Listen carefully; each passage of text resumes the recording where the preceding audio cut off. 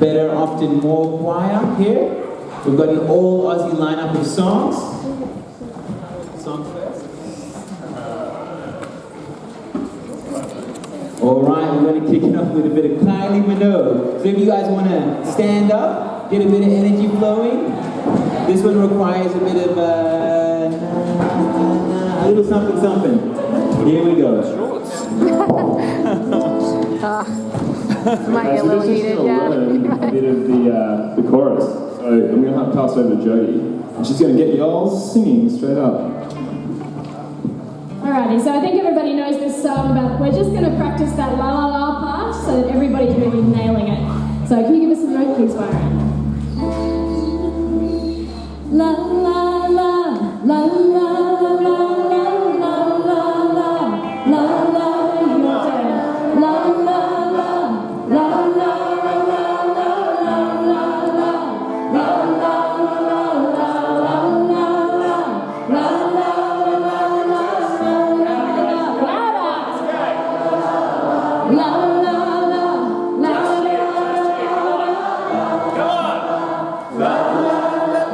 la la.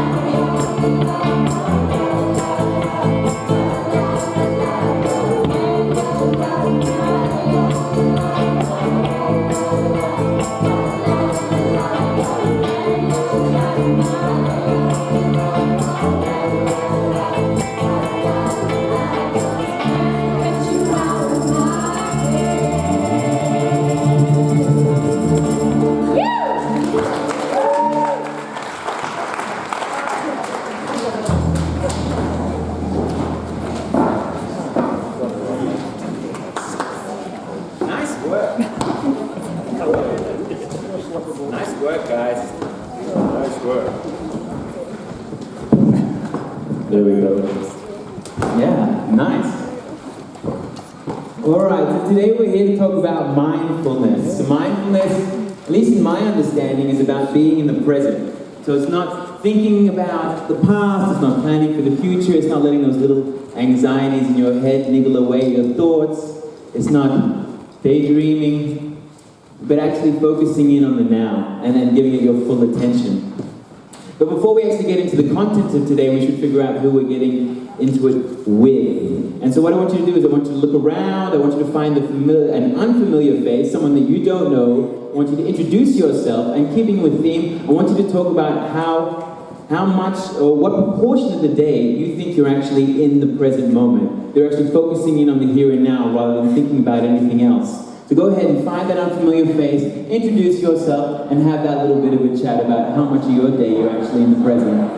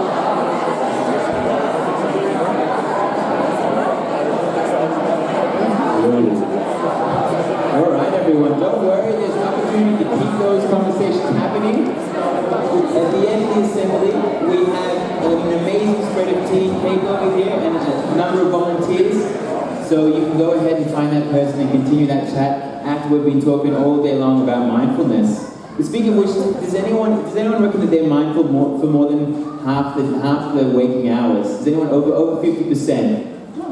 Anyone? No? Anyone over 20? Oh, back in the corner, very mindful. All right. That's why you guys are congregating.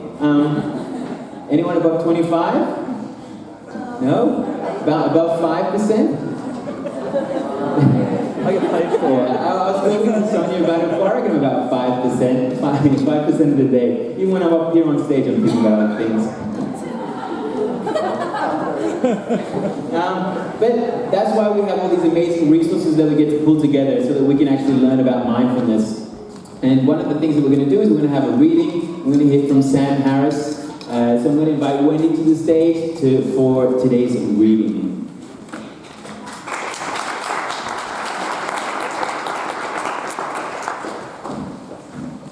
Thanks, Richie. Hi, everyone. So Sam Harris says that our minds are all we have, they're all we have ever had, and they're all we can offer others. And this is an extract from his book, Waking Up. It is always now.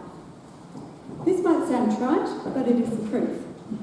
It's not quite true as a matter of neurology, because our minds are built upon layers of inputs whose timing we know must be different. But it is true as a matter of conscious experience. The reality of your life is always now. And to realise this, we will see, is liberating. In fact, I think there's nothing more important to understand if you want to be happy in this world. But we spend most of our lives forgetting this truth, overlooking it, fleeing it, repudiating it. And the horror is that we succeed.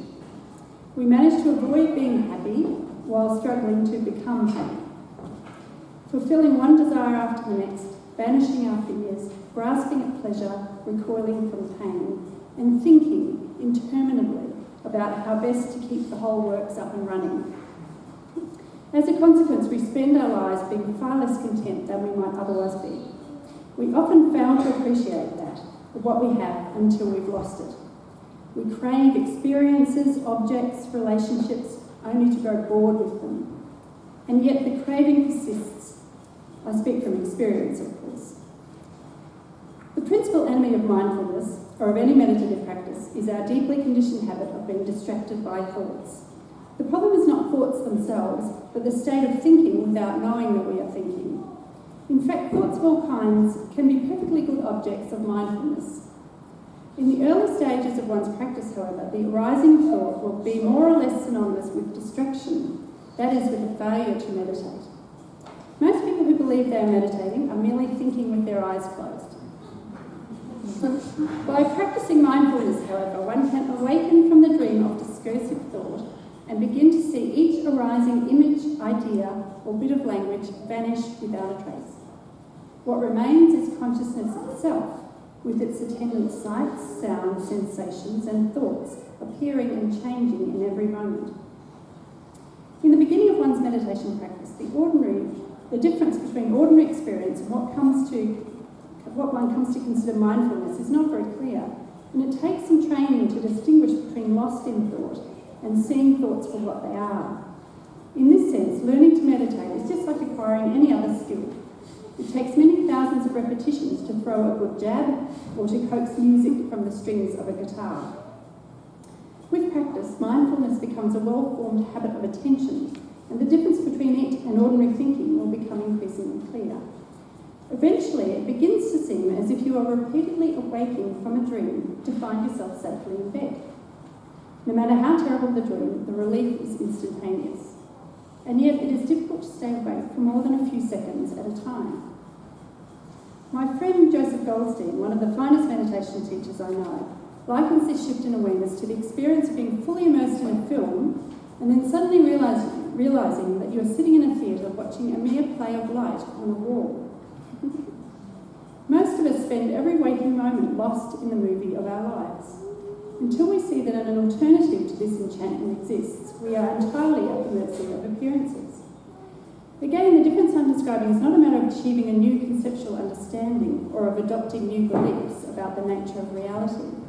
The change comes when we experience the present moment prior to the arising of thought. Practice is the only thing that will lead to success. The simple instructions given that follows are analogous to instructions on how to walk a tightrope, which I assume must go something like this. Find a horizontal cable that can support your weight, stand on one end, step forward by placing one foot directly in front of the other. Repeat. Don't fall. Clearly, steps 2 through 5 entail a little trial and error. Happily, the benefits of training in meditation arrive long before mastery does. And falling, for our purposes, occurs almost ceaselessly every time we become lost in thought. Again, the problem is not thoughts themselves, but the state of thinking without being fully aware that we are thinking. As every meditator soon discovers, distraction is the normal condition of our minds. Most of us topple from the wire every second, whether gliding happily into reverie or plunging into fear, anger, self-hatred, and other negative states of mind. Meditation is a technique of waking up. The goal is to come out of the trance of discursive thinking and to stop reflexively grasping at the pleasant and recoiling from the unpleasant, so that we can enjoy a mind undisturbed by worry, merely open like the sky, and effortlessly aware of the flow of experience in the present.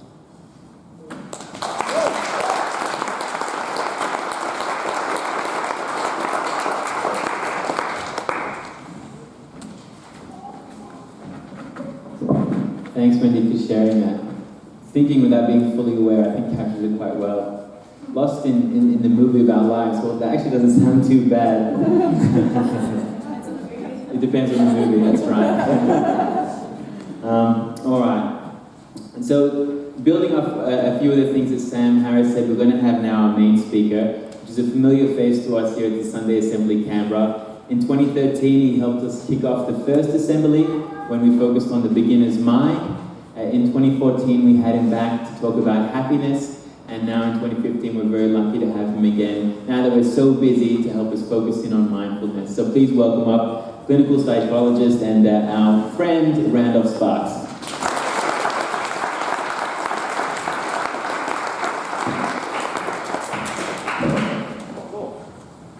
Hello again, everyone. Thanks for having me. I'm just pleased I remembered to wear my gold pants for the Kylie side. Okay, mindfulness. There are going to be various speakers, as you've just heard, covering some of the lovely aspects of mindfulness. And so I'm going to try to be a little bit more practical, if you like, being a clinical psychologist. Start with why me, why mindfulness. I got interested in mindfulness when I started training as a psychologist. In my first year of university, I did my first silent 10-day boot camp retreat, and it was very difficult. Eventually, I tried to write a PhD on mindfulness. Came out with a master's, but it still took me 10 years. So I have thought a lot and studied a lot and run research projects on mindfulness and helped design commercial mindfulness projects and taught health professionals. But mindfulness is an ongoing adventure for all of us, including me. And every day in my work as a clinical psychologist, I work with the sharp end, if you like, of mindfulness, which is, I work predominantly with chronic pain, chronic injury, post-traumatic stress disorder, things where radical acceptance is essential to be able to deal with the issue. We can't work with something if we don't accept it for what it is. And that's the fundamental of mindfulness. To accept and observe what really is. Okay, and as you've already heard, and as you already know, we spend so much of our time not with what really is. Now, you know, we can easily bag out the past and the future, but they're our friends. Past and future are pretty damn cool. Okay? The past can alert us to things we can learn from, things we might want to do differently next time. The future is something we can strive for. We can have values and goals which we want to achieve. That's fantastic. But as Richie pointed out, you know, how many of us are present for more than 5% of our day? You know, so this present moment awareness is a tricky thing. we need to look at also what does mindfulness mean? How does that differ from meditation? Is it the same thing? Okay. Now, mindfulness. Okay, what is mindfulness? Mindfulness is fairly straightforward and really complicated. Okay, mindfulness is attention. It's paying attention. You know, it's awareness. It's acceptance. You know, it's being with what really is there. Now, if we think about it, in any experience, we're actually operating in different modes at the same time. So we might be having a thought, or having an emotion, but we're feeling a bodily sensation. Actually, let's do it now, shall we? Okay. What I'd like you all to do is just bring to mind a nice, positive thought. Maybe a thought of someone you love. Can you see someone? Okay, now, who can feel that in their body? We can all feel that, can't we? Yeah. So as soon as we have this thought, our body's already reacted. Our emotions have already reacted. So we can't just separate these out and say, oh, yeah, thought bubble over here. No, thought bubble isn't a thought bubble. When we have a thought or an emotion or a sensation, the other two modes have already kicked on. And they are all interpretations. Which one of those is accurate? Was the way your body reacted to that thought accurate? Was the thought accurate? Was the thought that reacted to the emotion accurate? Now, to quote Shakespeare, you're going to get this twice over. He said, "Things are neither good nor bad, but thinking makes them so." And so that interpretation is so important. But when we're running around madly trying to avoid things, trying to grasp things, trying to fight things, you know, what are we missing out on? We're missing out on the important information. One of the most common and difficult symptoms of depression is what's called anhedonia. Now, anhedonia is the inability to experience pleasure. Okay, you put on your favourite CD, it's just noise. One of the worst cases of anhedonia I heard of was a girl said, "Oh, my sister handed me her new baby," and I said, "Oh, it's just a baby." Okay, I said, "You've caught anhedonia. This is serious." Okay. Well, what is anhedonia? You know, my way of thinking is we're not connecting with what we're doing. There is no value if we can't connect with what we're doing. So we're not actually listening to that music. We're not actually connecting with that baby. Then what are we doing? We're somewhere else, aren't we? So our thoughts are distracting us from what we're actually doing, and we lose the value from what we're doing. So we can't connect properly with pleasant experiences and feel that pleasure. But similarly, if we don't connect with difficult things, how are we going to get accurate information on which to base our decisions? If we're just running on automatic, how are we making decisions? We're making decisions from old patterns, old beliefs, trying to escape something, trying to fight something, trying to grasp something. And so again, when we get that opportunity to actually come to what we're doing, have a look, there's important information in the present moment.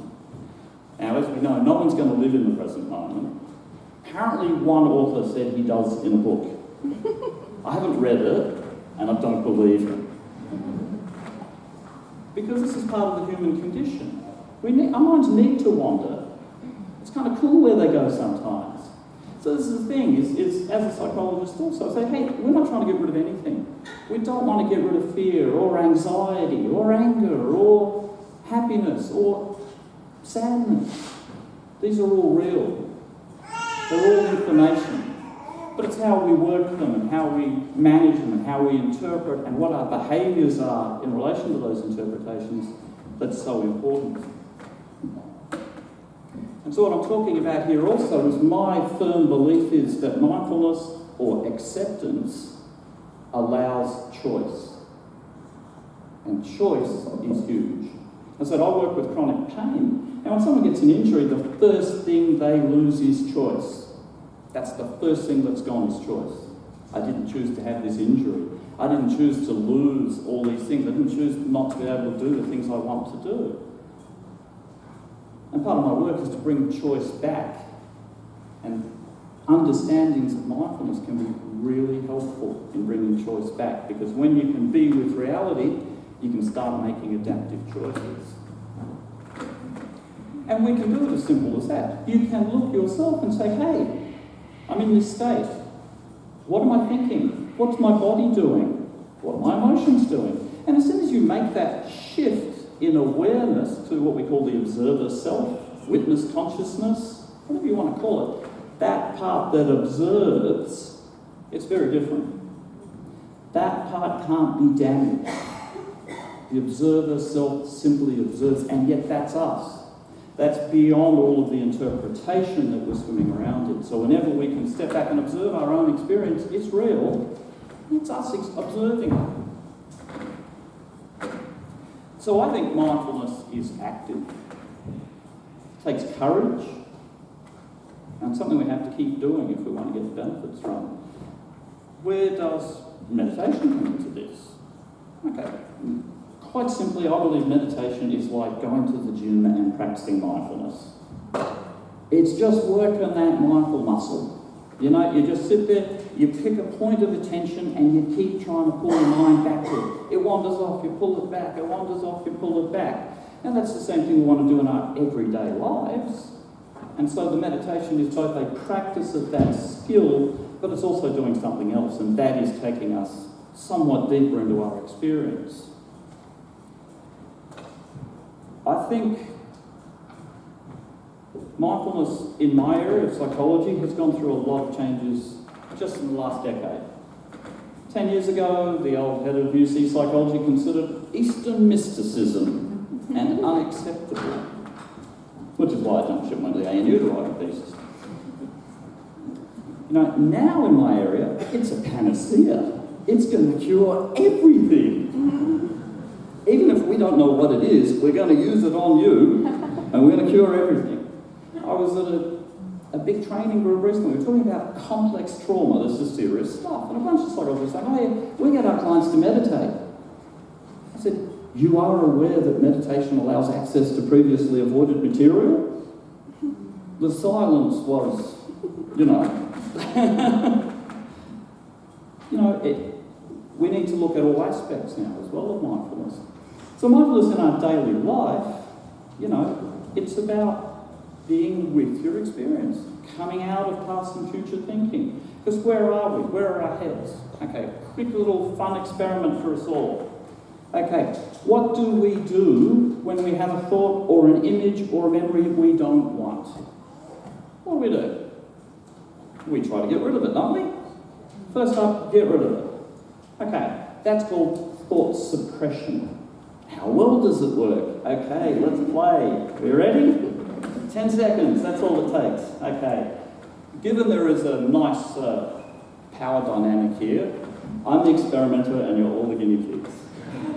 Okay. So for 10 seconds, I would like everyone to obey my instruction, okay? Don't let me down here. No pressure. All right. Now for 10 seconds from when I say go, you will not, under any circumstances, think of a pink elephant. Go.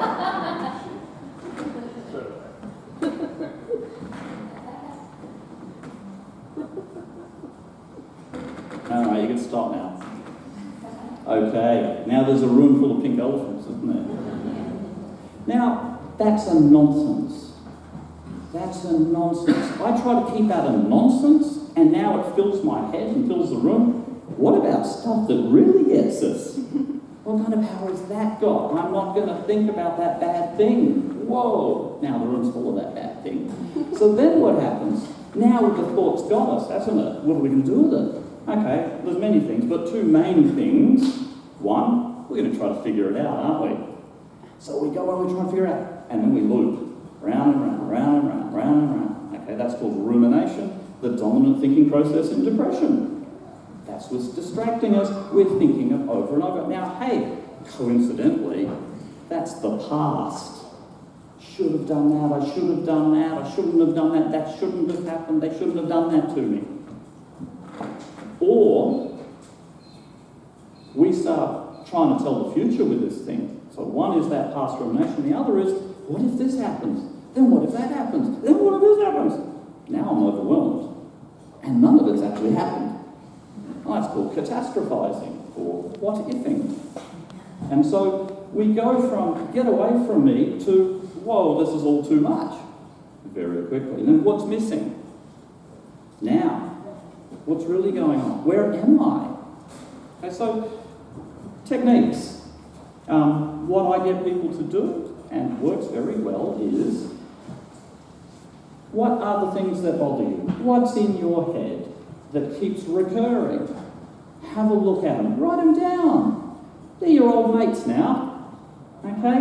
Now when these thoughts that come up, that we can't do anything about anyway, there's no point in thinking about them in these ways, when they come up, say hello. Oh, how you going? How you going? I'm a terrible psychologist.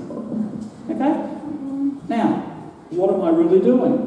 Now, if you've activated, I say, hey, take a couple of breaths, calm yourself down, and then, where am I? What am I really doing? Okay? Or if we take a look at it another way, an analogy. I know we're from Canberra, but apparently there are trains in some places. So, what we're doing is we're standing on a railway platform, and the train of thought pulls in. What do we do? We don't even look at the board, do we? We just hop on. Next thing we know, we're pulling into Rudy Hill. I don't know about you, not my choice destination at this point. So what we do is, hey, catch yourself on the train. Hey, there I am on the train. Come back. Now, where am I really? It can be that simple. Use your sensations. Use your thoughts. Focus in on where you are now. Feel the air. Look around. Taste the tea or coffee. You might have been drinking rubbish coffee for 6 months, you just hadn't realised it. It might be delicious and you hadn't noticed. So again, every day we can do this. Come back, catch yourself where you are. Say hello, don't try to get rid of it. Say hello. Come back. They're all our friends. Past, future, sadness, suffering. Hopefully you learn from it. One more little thing. One of the other things that we likely do if we just operate automatically is we find ourselves in these headspaces. Okay, one of my favourites at the moment, played by my mum, ambivalence. Now, greatly misunderstood that word ambivalence. It doesn't mean you don't care. It means strong conflicting emotions about the same thing. And many of us are ambivalent about stuff. Now, when we're ambivalent, we can't make a decision. If this is too strong and this is too strong, I'm stuck in the middle. Mindfulness is one of those things. You say, okay, what's going on? Oh, wow, I love this person and I don't like how they treat me. I'm stuck. Okay, now I see what I'm dealing with. I can make a choice. I can start thinking this through. So again, if you ever feel stuck, see if you're ambivalent. See if you're thinking two opposite ways about something. Come to the present moment, have a look, make some choices. So again, mindfulness to me is about choice. It's about being present, and it's as simple and as difficult as that. So, thanks again for having me.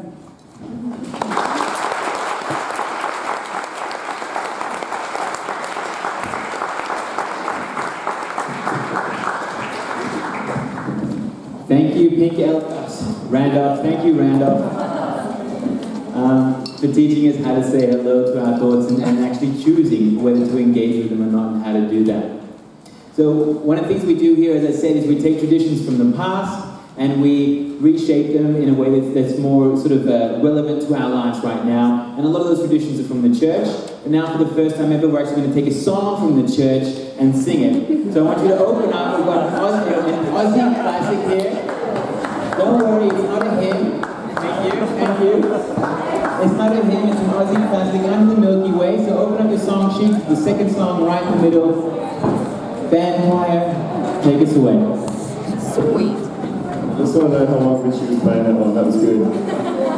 So just before we get started, guys, there are some new people in the band. We're going to introduce all of them eventually. But two of them on my right, on the guitar, lead guitar is Lee, and on rhythm, acoustic, Autopsy from East Timor, and they're going to play us into this one with some very delicious sounds. So you guys take it away.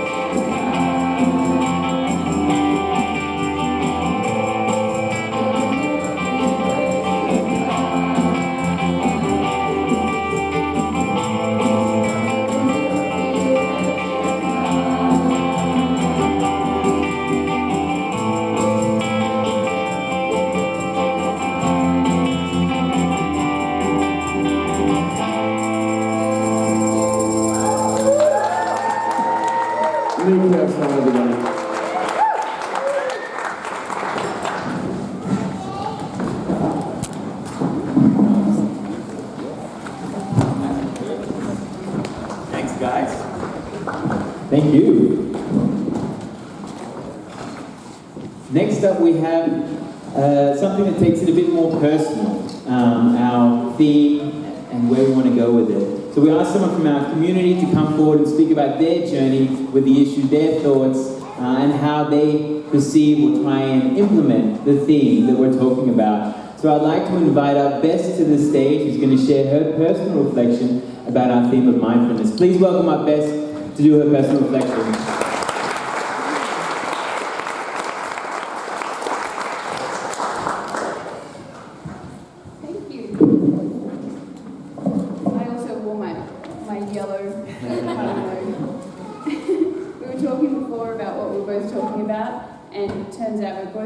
Shakespeare and talk about pink elephants. So if there's any repetition, you have to forgive me for that. I get into mindfulness a little bit more towards the end, but so mindfulness is something that I've been doing for probably, 5 years or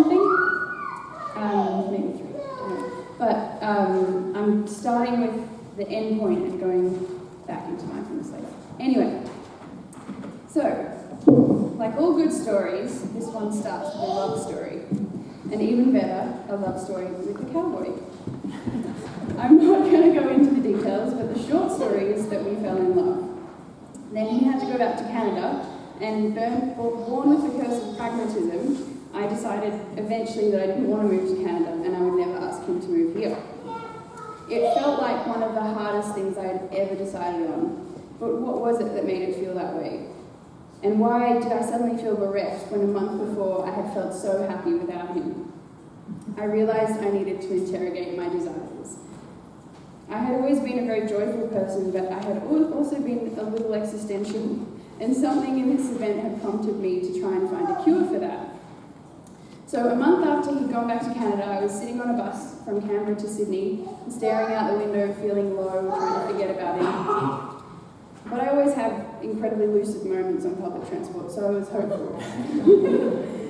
Anyway, suddenly everything just lifted, and I embraced my feelings, and everything took on this mysterious beauty, even the so-called bad. And I know it sounds a bit hoo-ha-ish or whatever, but you know, I wouldn't consider myself a mystical person. Anyway, it was just a realization that everything that was happening internally had no bearing on the outside world. That the trees still flew by at the same speed and the mountains still rose and fell just as before. But suddenly there was no conflict between the internal and the external. I didn't feel like I had to maintain an internal state in order to appreciate the world or beauty. I realized that the separation between internal and external was just a thought, an idea. And as such, I was no longer out to get anything from the world, I felt a part of it. It wasn't about what I could attain or hold on to any longer because nothing felt separate from anything else. I felt I was everything and everything was me, and so the entire question of what I could get or achieve seemed redundant, as did the notion of suffering. Because when you realize you were everything, how could anything pose a threat to you? But I knew I hadn't chosen to suddenly embrace my feelings, it had just happened. But in that spaciousness, when the thoughts about how I was feeling stopped, they suddenly no longer felt like they were inside of me, defining me. You know that feeling that you get, that you just exist behind your eyes in this sort of humming brain activity, and that's all you think you are? So I suddenly didn't feel like that. I could look down on the thoughts fondly and detachedly. And I no longer felt I was that person that was totally defined by thoughts. And so I stepped out from behind my eyes I just felt like physically I felt like I stepped out behind my eyes and I was suddenly in the world without trajectory or judgment or thought. And it was strange and wonderful, and my mind felt like an open space that had nothing to snag on. I found myself embracing feelings that I had previously thought of as low because they were actually just calm. I used to fret over my inner world not matching up to the external world in terms of what I wanted it to be, but now I felt this deep peace that no excitement, physical or mental, has compared to since, and it was unmovable. It was not subject to changing whims or vagaries of thought. It didn't come out of nowhere though. I started meditating a few years ago, mostly because my ex-boyfriend was so annoying. But meditation only worked for so long, and eventually I broke up with him. My brother at the time read me a brilliant Einstein quote that said, "Crazy is doing the same thing over and over again and expecting different results." And I was like, "Thank you, brother, for that vote of confidence." But anyway, at the same time it worried me because I was pretty sure that I did that. And yes, this is not the first cowboy that in the history. Anyway, so I decided to go overseas by myself for 9 months. I sat on a lot of park benches and did a lot of staring, and deliberately embraced loneliness and forcefully denied myself pleasures and distractions. And when I rid myself of the distractions, I realized that that thing that I had been looking for was there all along. Instead of reaching out when I felt flat, I went in. And in doing so, I realized that there was a core that remained unchanged amidst all emotional states, and that The feelings I labelled as bad were not really problems at all, because what I essentially was untouched by them. Anyway, I didn't just stare, I also ate strange and wonderful American food, and chocolate-dipped bacon is enough to make anyone feel vaguely existential. So I started doing a lot more meditating and questioning, and maybe it was the bacon, maybe it was the deep-fried Oreos, but eventually things started to become clearer. I started to deliberately move more slowly in everything that I did, and things became an end in themselves. I felt so much calmer because there was no pressure on anything happening now to mean anything to any future moment or thing. It was just enough that it was. I allowed things to be without judgment. I didn't try to solve anything in the past or the future via the present moment, and I started to see things for what they were. I sat down and I challenged every single aversion that I could think of one by one. The first one I thought of was the supermarket. I thought, as long as I have aversions and am holding the world up to my idea of what I want it to be, I will be closed to seeing the richness and beauty in what actually is. Like biasing the data. I was so used to referring everything back to myself, to my aversions and inclinations, to my ideas, but ideas are only ever limited because the mind has to filter everything through language, which is based on dualism and opposites. Thought relates everything back to self, but that self is a limited self that is unreliable and constantly changing, like bouncing back and forth in a very small room without actually realising that you're infinite. So in obsessing over having the answers, I was just getting tossed to and fro by conflicting thoughts and emotions for years, and never really knowing what was real. And on top of that, the seeking and the desire to solve problems, I realised, had just further immured me in this sense of separation from others and from the world, as if I were a separate thing that could attain or hold on to anything at all. So yeah, I realised that every time I averted myself to something I perceived as negative, there was this tightening, and I also was cutting myself off from, the positive feelings that come from being open. Psychoanalysts talk about I think they talk about this, you can correct me, but psychoanalysts talk about the state of euphoria that comes from the release of repressed feelings. I'm pretty sure that's why I fell in love with the cowboy. I don't know, it triggered, you know that feeling when you fall in love and then later you realise it wasn't love? I think that's what happened. But anyway, Shakespeare said there is no good or bad, but thinking makes it so, and I really believe that. There is something so much deeper than what the mind labels as happiness or pain, and you can trust that it is always there, unaffected by anything external. A foundation of peace, a fabric of love. So I decided I had to love all of it, or love none of it, because fixating on the good only invited the bad. Try not to think about elephants, and they suddenly appear everywhere. Make happiness your goal, and you won't see the wood for the trees.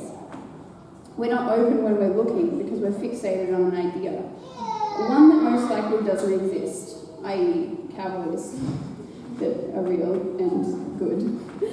I realised... No, he's lovely. I was just... Anyway, I'm going to stop ad-libbing because yeah, so I realised that happiness is not an attainment, it's like a cat, you have to let it come to you. I realised I got passing and abstracted versions of happiness through all my efforts, but they didn't compare to true peace. They were often mind-based or pleasure-based. It took me a while to realise that pleasure is not happiness, because the pursuit of pleasure posits that your source of happiness is outside of yourself. But happiness to me now is peace. That feeling when you let go of trying for anything or fixing anything. And I don't mean to say that we should deny the good, but simply realise that the natural condition of everything is impermanence, and that it's fine to enjoy things when they're here, but to fixate on them only yields unhappiness.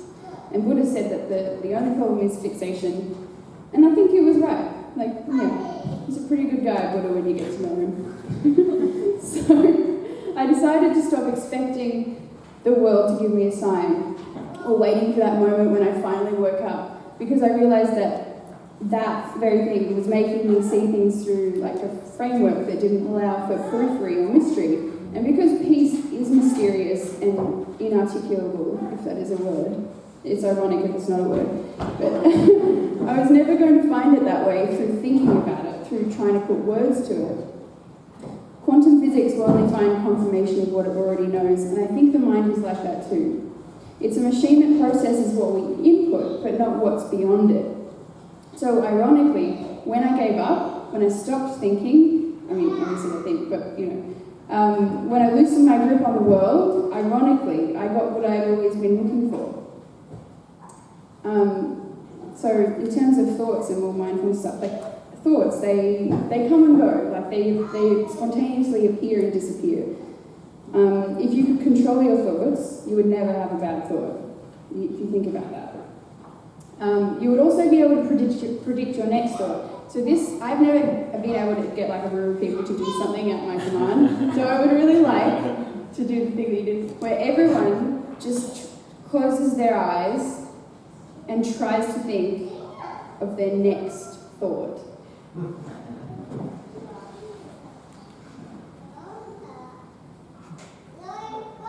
And you can't do it, right? You just can't do it. It's like there's nothing in there. And that is the weirdest thing, because I don't know. Anyway.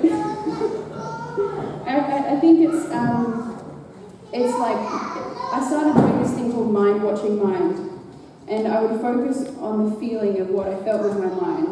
And when I did, the thoughts wouldn't even come because they're involuntary. It was like focusing on hiccuping. I think that's a really good pointer.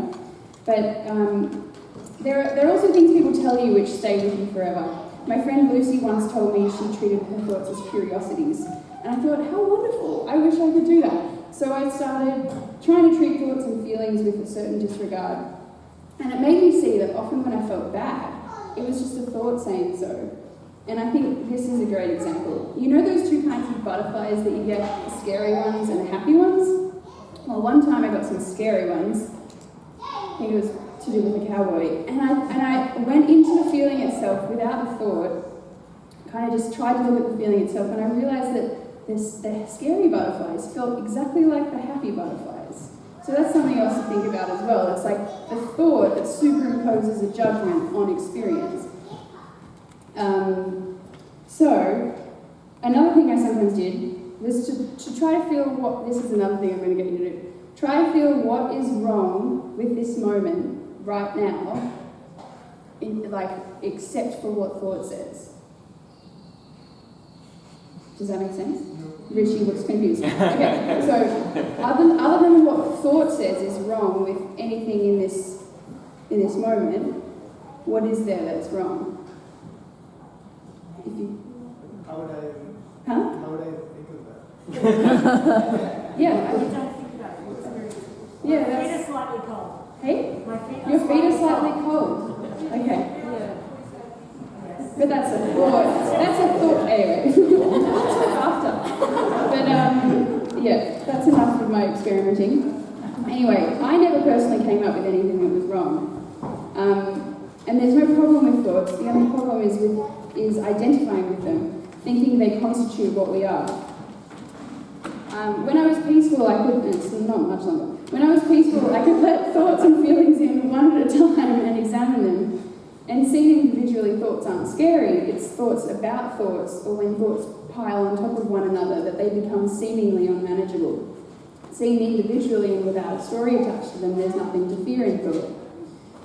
I would identify a thought as it arose and then challenge it with its opposite. Could the opposite of this thought be equally true if I removed the emotion from it? And it seemed to diffuse the chain of thoughts and to prevent one thought from eliciting the next. By embracing stillness and letting thoughts wash over me, without attaching to them or trying to intellectually solve them, I could see in a clearer way the flow of thoughts, how they formed, their inherent emptiness and impermanence, and finally understand them on a level deeper than conscious thought, on a level of subconscious understanding that's not based on language and binaries. Thoughts and feelings dissolve of their own accord if you let them, and it's beautiful to watch that if you just let it happen. And sometimes it's very hard. But I always think of what Carl Jung said when he said, "What you resist persists," and it's very true. If you find a thought and deconstruct it, though, its lack of substance will be realised. It doesn't have shape or a location if you think about it. So what is it then? Is it a sensation in the mind? Is it energy? A thought is a fleeting conjunction of myriad factors and circumstances, as Randolph pointed out.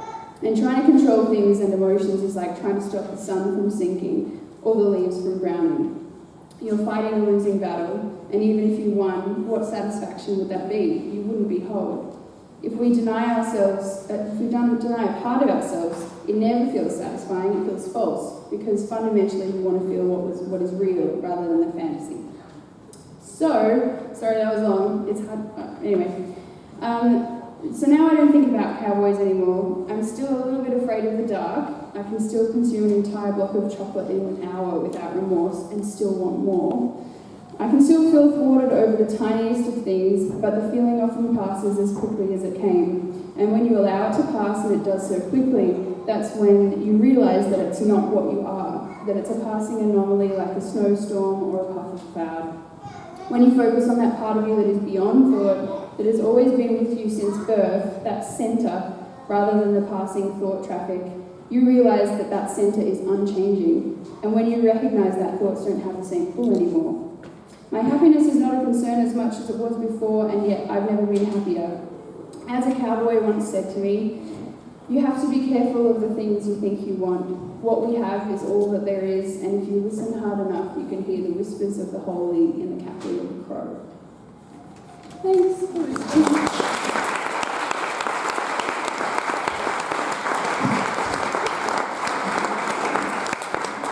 Thank you, Bess, for that. Talking about how your journey in searching for pleasure outside and instead finding peace within, instead of reaching out, actually looking in to deal with that thought traffic, as you put out. I thought that was quite lovely. So now we're actually going to have an opportunity to do that. Instead of hearing from us, hearing from the external, we're going to have an opportunity to actually think from within. And we're going to invite Randolph to the stage. Usually we have a sun reflection now, but I'm going to ask Randolph to come forward and actually try and guide us through this reflection so that it's a bit more mindful. So I'm going to ask him to come to the stage. I'm also conscious that it's a little bit cold, so I'm going to ask everyone to stand up real quick and just stomp around a little, just do a bit of jiggle, get a bit of blood flowing, to have a little bit of a stretch. It's been a long assembly, but we had so many good components that we wanted to jam it all in. We didn't want to deny you anything, we wanted to give it all here. So I'm going to invite Randolph to the stage now. If you guys want to take a seat, if you want to close your eyes, feel free. Randolph, I'll leave it to you. Okay, thanks, Richie. So, a silent reflection of mine own melodious voice to come to you. Okay, so, alright, so if you'd like to close your eyes, if you're comfortable with that, if not, that's okay also. So this little practice, just see if you can be aware of yourself in this place at this time. So be aware of yourself in the chair in which you're sitting, and see if you can feel that chair, where your body makes contact with the chair, where there may be some pressure, different sensations. Just see if you can be aware of these, and aware of the just being, sitting in this chair. If thoughts come along, that's fine, that's okay. Say hello, come back to the chair, come back to yourself in this space. And perhaps see if you can get, if you can observe your breathing. You may be able to observe this breathing as your tummy moves up and down, or perhaps as the air comes in and leaves again through your nose. And just see if you can hold your attention just gently on these sensations, on just being here. You don't need to go anywhere. We don't need to do anything. Thoughts can come and they can go again. Feelings can come and they can go again. Just observing, just being,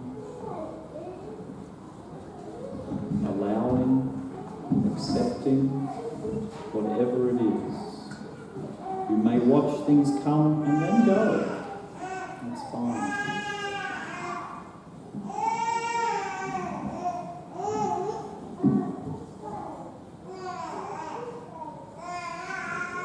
Now, to come back into the room, before you open your eyes, open your ears and just listen. Present moment. Children are in the present moment. And look, when we focus on something, it stops. And when you're ready, open your eyes.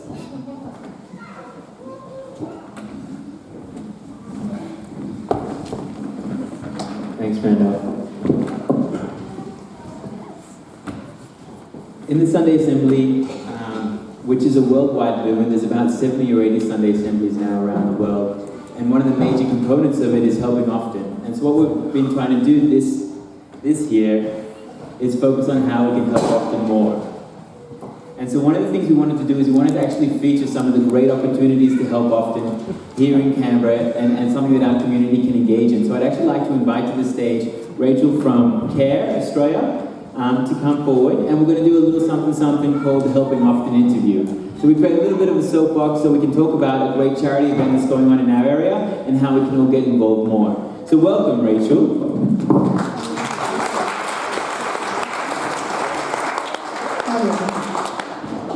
All right, this one's working too. This is working out well. And this is the second time we do this, so we'll just keep it a bit fluid. But Rachel, can you just give us a little bit of a spiel about CARE and also about the particular challenge you're going to talk about? Great. Thanks very much. I work for CARE Australia, based in Canberra. CARE Australia is an international aid organisation that works around the world at the grassroots level, working with communities, particularly women and girls, to address poverty. So at the moment, we're having our annual major fundraiser, which is called Walk in Her Shoes. And I think some of you have joined up to the Walk in Her Shoes challenge, which is being held next week. And the idea is for participants of Walk in Her Shoes campaign to walk between 25, 50 or 100 kilometres during the week, and also to raise money for CARE Australia's work. The idea behind Walk in Her Shoes is that in developing countries around the world, women and girls are the ones that would have to walk sometimes hours every day just to collect water, to work in the fields, in their gardens, to collect firewood, and also to access basic health care. So the idea of Walk in Her Shoes is that, you know, in Australia we've got all those basic needs readily available, but to walk that significant amount of kilometres per day is to maybe understand what it's like for so many other people around the world that have to walk so far just to meet their basic needs. So that's essentially the campaign, and CARE Australia, we work globally, but CARE Australia particularly works in the Pacific, in PNG, Vanuatu, in East Timor.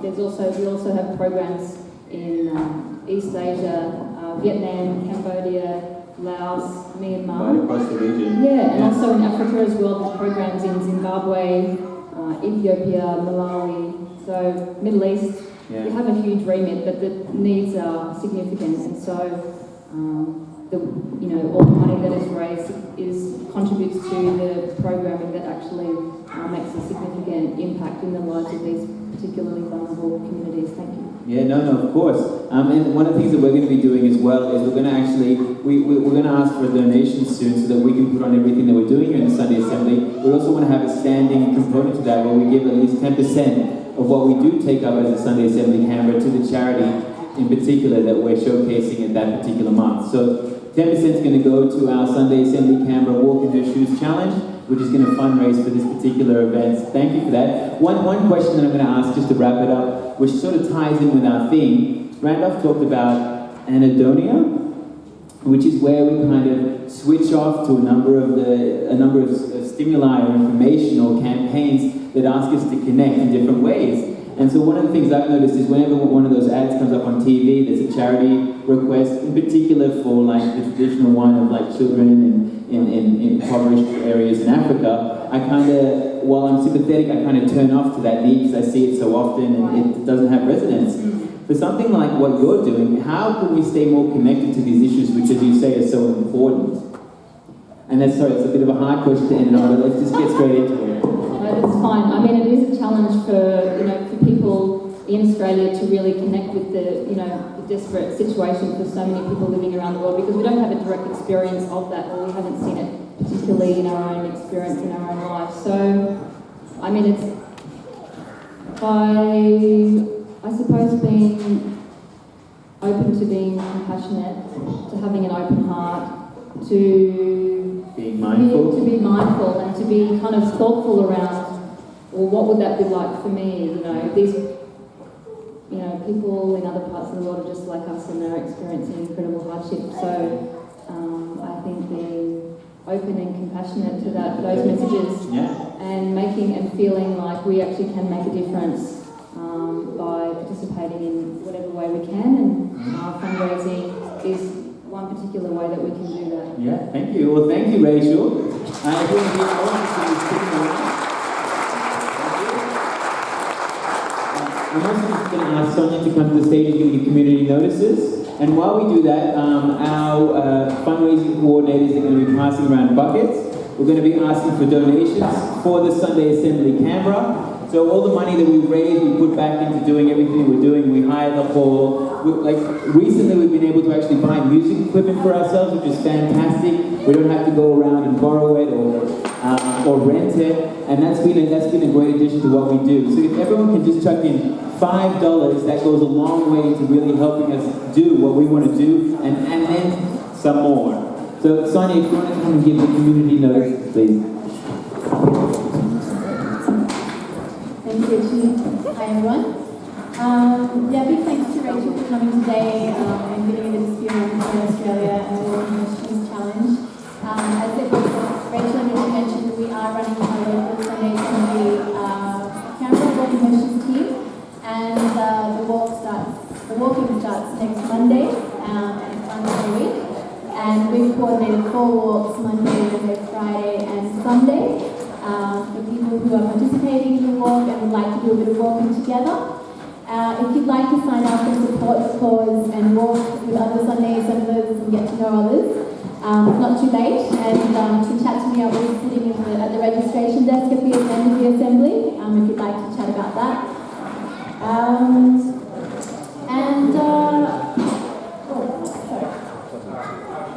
Secondly, I was going to mention the PA system, which is a massive achievement. Thanks to everyone who attended our film night fundraiser on the 19th of Feb.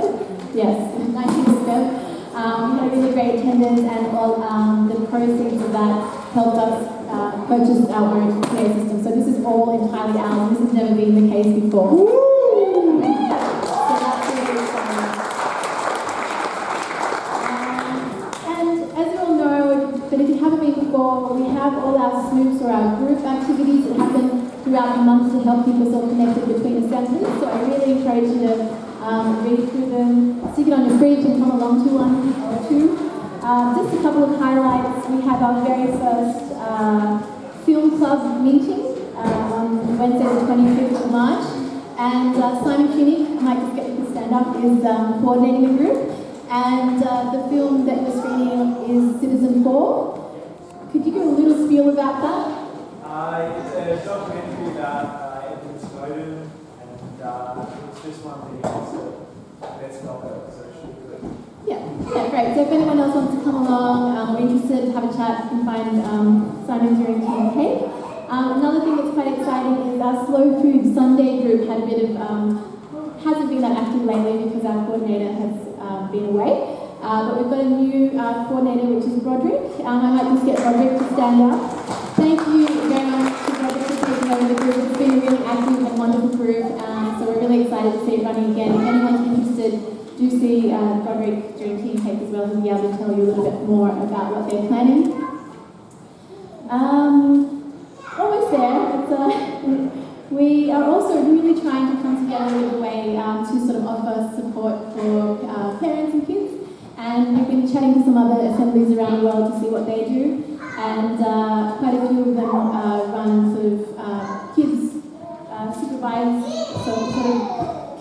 creche through parent volunteers, and so we're not really sure what shape this would take, but if you're interested in helping or being put on a roster, we'd love to have a chat to you to help give us ideas as well about how we can sort of better support you as well. And yeah, just wanted to mention as well that I'll be at the back afterwards with membership forms. We really encourage you, if you do enjoy the Sunday Assembly, support what we're doing, please sign up to become a member. It's free, and it just shows your support for us and what we're doing. So I'll be at the back and selling t-shirts as well. And lastly, I just wanted to plug one of our members is helping organise the Rally for Refugees on Palm Sunday. So if you're interested in attending, just wanted to flag that. Find Rocco. Or find Rocco. And it's on Sunday the 29th of March, 1 p.m. at Bremer Place. That's it from me. Thank you, Sonia. As you can see, in addition to these Sunday assemblies that we meet every month, we have a whole bunch of groups, almost a dozen groups that meet in between, because we do want to be a community, and a community can't just meet once a month. And so we have all these opportunities for us to actually create more substantive relationships beyond just these monthly meetings and engage in things that interest us so that we can live better and help often and wonder more. I'm just going to quickly wrap things up by asking how people went with the guided meditation that Randolph did. How did you do? Did you do all right? Did you manage to actually focus in on what he was saying? Because I struggled, and I started about 2 years ago at this Conscious Club thing that was on at Albert Hall. I'm not sure if anyone else went to that, where Ben Lee was speaking, and I struggled from there. And so I went home and I looked it up. I said, how do you do this guided meditation? It seems pretty cool. And I found this old Zen saying. Now I'm not sure if it's really old or Zen, but anyway, the saying was that you should meditate for 20 minutes every day, and if you're too busy, then do it for an hour.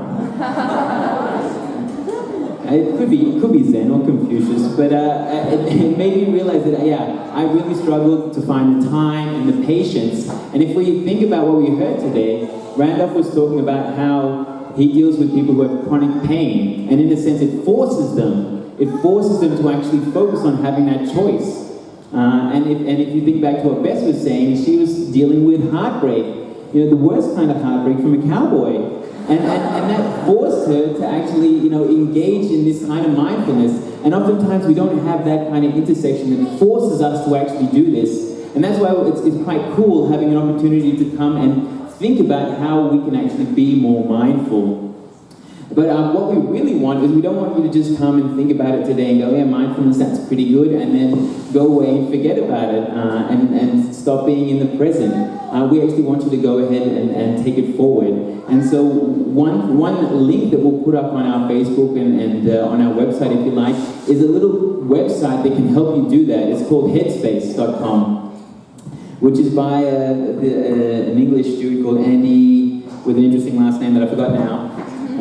But basically what it is it has a 10-day introduction on how you can meditate, and then a whole bunch of techniques and tools to actually encourage mindfulness. Because as Randolph was saying, if we have a gym to work out and shape our bodies, maybe mindfulness provides that toolkit for us to actually shape our minds. And so we'll go ahead and put that link up. And we do encourage you to take all the things that you heard from today and see if you can find a way to take that forward. What I'll get you all to do now is to stand up. We're going to get our band back on for our final song, and then after this we're going to have tea and cake over here, and I do encourage you to find someone to go and talk about being mindful with. Oh yeah.